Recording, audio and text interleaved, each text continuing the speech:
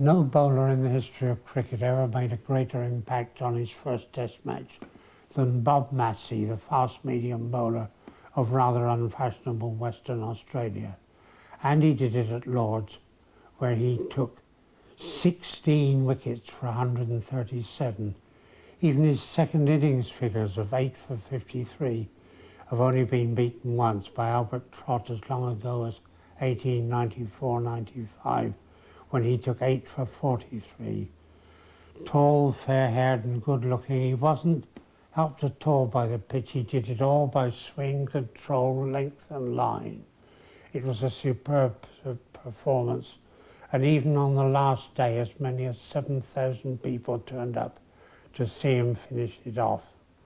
And he accepted it all as modestly as he did everything else, including his imitations of a commentator I could touch with a very short stick. Stackpole is the man at second slip. Greg Chappell, the one on the other side of Marsh, and Ian Chappell is at first slip. Hold him! A good victory there for Massey, a good Yorker, and look at the breakthrough for the Australians. Look at the joy on Massey's face. Fine effort by this young bowler, playing in his first test match, and what a victim to get as your first test wicket. Geoffrey Boycott, the England opener, bowled Massey for 11, and you can see here how Boycott's defensive stroke is beaten here, the ball getting under the bat and just inside between bat and pad.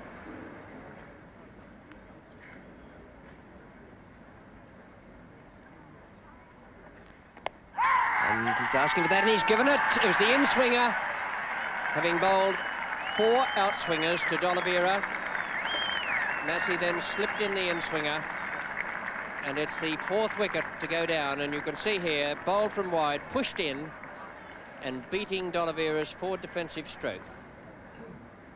D'Oliveira, the last man out for 32. LBW to Massey. And that looked a pretty bad shot from Mike Smith, playing across a full pitch, which hit the base of the stumps. So another success for Massey, his 3rd wicket, having a great day on his debut here for Australia at Lord's. So let's look at it again. Massey from the nursery end to Mike Smith on 34. And effectively yorking him as he tried to work it to his favourite area on the onside. Bob Massey is the bowler. He's out. A bad shot by Alan Knott. He guided that straight into Colley's hands at Gully. It's the 6th wicket, so badly needed by the Australians. And Alan Knott is the man dismissed. Massey breaking through again. His 4th wicket in the innings. Massey bowling to Tony Greig. Oh, he's gone. Must be out, caught behind. He's given him out, and Greig is not particularly enamoured of the raised finger at the far end. Very confident appeal there, the shout from the Australians. Well, Tony Greig wasn't too happy, but you can see the reaction from the Australians here as the ball comes, it looked from here, possibly with the inside edge, and the shout from Massey, who is just about to go round, and Marsh throws the ball up in the air. Umpire Constant is the umpire at the nursery end. Massey is bowling now to the England captain, Ray Illingworth, and he's bowling from the nursery end. And look at this delivery that nips back there in the air, strikes Illingworth on the pad, and umpire Constant at the far end has no hesitation at all in raising the finger. A very, very good delivery, that, because the 2 balls before had moved away in the air from Illingworth. Very fine bowling from this young Western Australian medium pacer. He had Illingworth playing at the outswinger the 2 balls previous, and then suddenly nipped that one back at him from outside the off stump. Well, that broke the partnership between Illingworth and Snow, a half-century partnership and a very good one for England. And here now is Massey bowling again to Snow. And there is the outswinger. Now that really is fine swing bowling, coming on with the 2nd new ball.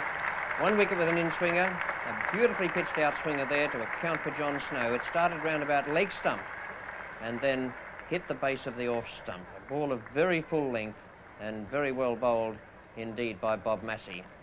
Splendid performance from this young fellow playing in his first test match, and here he comes in around the wicket, bowling again from the nursery end, still with the second new ball and bowling to Norman Gifford. And Rodney Marsh, his West Australian teammate, takes the final catch, makes the final dismissal of the innings, and England are all out for 272. And look at the jubilation on Bob Massey's face. That's real pleasure, isn't it? An entirely unspoilt young cricketer playing in his first test match at the home of cricket, and he's done so wonderfully well. The finest debut performance for any player in the history of Test cricket. 8 for 84. A very, very good performance now by Massey as he goes back into the pavilion at Lord's.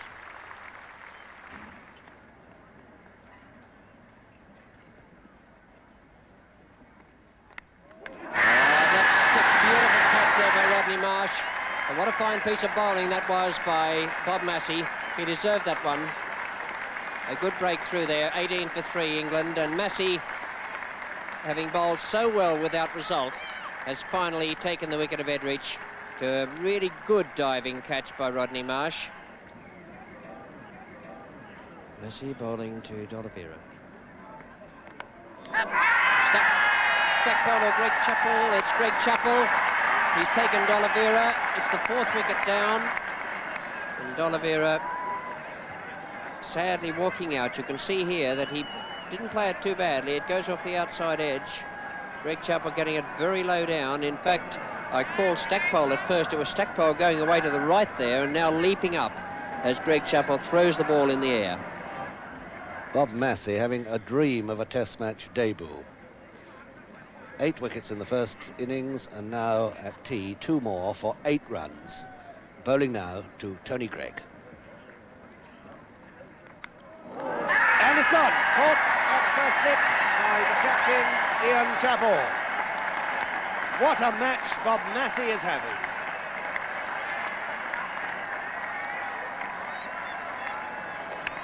Another look. Bob Massey coming round across the right-hander. He pushes forward. It finds the outside edge. Goes round about right knee height to Chappell. Up it goes. No problem.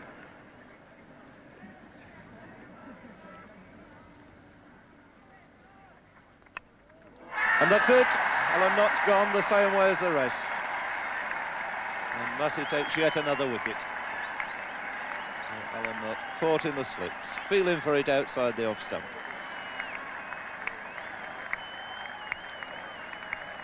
This wicket going down at 54. Massey the bowler to Alan Knott.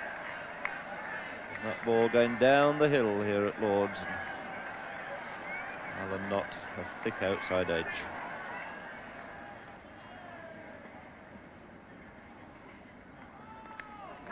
Out, Stackpole at second slip.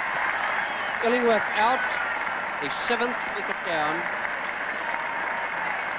And now a new world record for Bob Massey, the only man in the history of Test cricket ever to take 13 wickets in a match on his debut.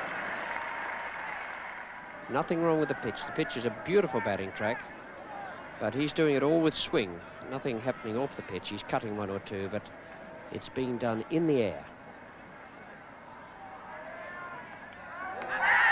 They're asking, and he's gone. He's on a hat-trick. John Snow, first ball, glancing down the leg side. Massey 6 for 35 in his 20th over. You can see here how Massey takes his 6th wicket. Snow pushing away there, the ball deflected, and Rodney Marsh moving across. There's nothing difficult about the catch. Umpire Fagg just about to lift the finger.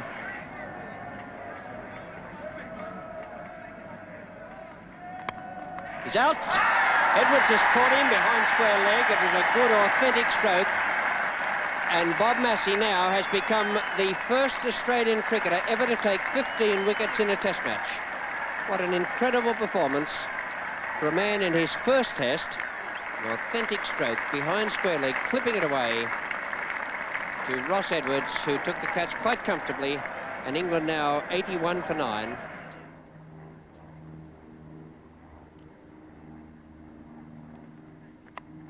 That's out. Greg Chappell, the man completing the innings. An easy chance, shin high. Chappell took it very well. The last man to get to be dismissed was John Price. You can see him here to Massey pushing the in-swinger away, the outside edge, and Greg Chappell takes a comfortable catch. And his final figures now, Bob Massey with 27.2 overs, 9 maidens, 8 for 53. Bob Massey, cut from the field by players and spectators, 8 for 53 in the second innings, following 8 for 84 in the first. That performance was sufficient to give Australia the Test match by 8 wickets, though the rubber was drawn at 2 each. Incidentally, more recently, Narendra Hirbani, the Indian, has stepped up into a parallel record with 16 for 136 on his first appearance. But it's hard to believe that there have been many happier performances than Massie's. Now,